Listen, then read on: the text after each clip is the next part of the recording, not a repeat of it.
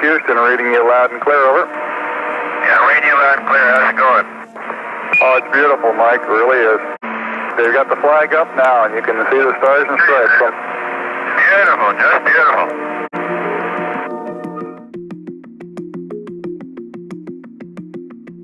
Moon Express is the first private organization to get approval to send commercial missions to the moon. The ultimate goal is to mine for precious resources like platinum, water, and helium-3. If you think of the moon like the 8th continent, we're traveling across the ocean of space, and we're going to reap the benefits of a whole new continent of energy and resources.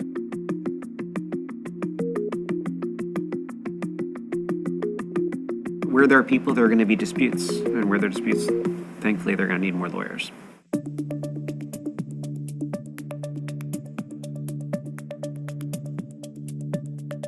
There was no need for space law before there was any objects in space.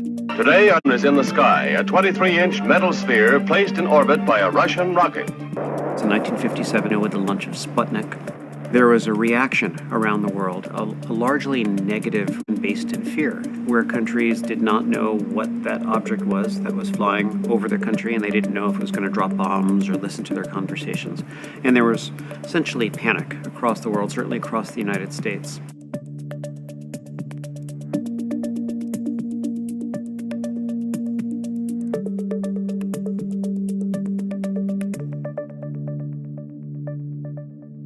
So far, 31 nations have joined in the treaty. The Russian ambassador, Philip Kaiser for America. What a lot of folks don't know is that the treaty was actually a disarmament treaty. The US and the Soviet Union agree not to put nuclear weapons in outer space. All countries around the world have the ability to use and explore outer space, but there can be no appropriation of outer space. The way Spain conquered South America and said, I claim this on behalf of Spain. Can't claim the moon or an asteroid.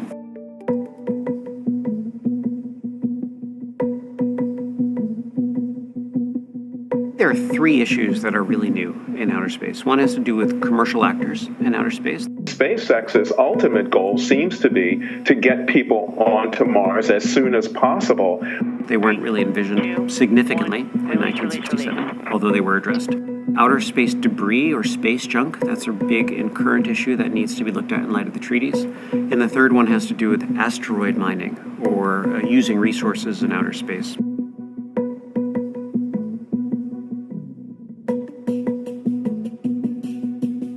The first trillionaire in the world is going to be the person who figures out how to mine asteroids.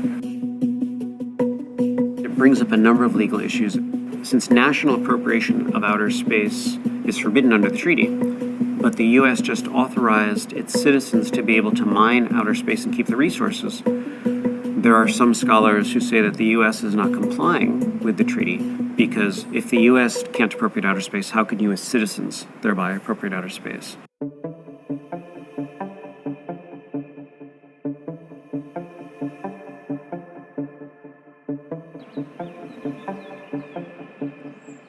Good afternoon, Madam President, Your Excellencies, and may it please the Court. My name is James Lego, and I, along with my co-agent, Chani Gatto, represent the applicant in this case, the state of Sunisa. The Manfred Locke Space Law Moot Court competition is a competition for law students not only in North America, but across the world. Your Excellencies, 3 quick points on rebuttal. Firstly, as Azasi itself contended, abandonment is not possible under the Outer Space Treaty. They are quoting the Outer Space Treaty, but they also have to depend on the principles of international law. So without a lot of case history in outer space, they're drawing comparisons to maritime law, to Arctic exploration, things that do exist and have some shared aspects. The moot courts actually are really helpful in terms of helping even the practitioners think about problems in a new way. Space law is not US-centric. A number of other countries have a voice as well.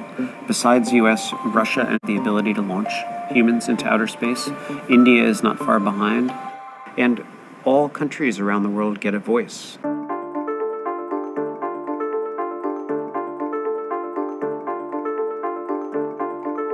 Everything we do day to day depends on space. I mean, the amount of space technology in our phones and on our persons, you can't buy a hamburger at the restaurant without, using a satellite in space to pay for it.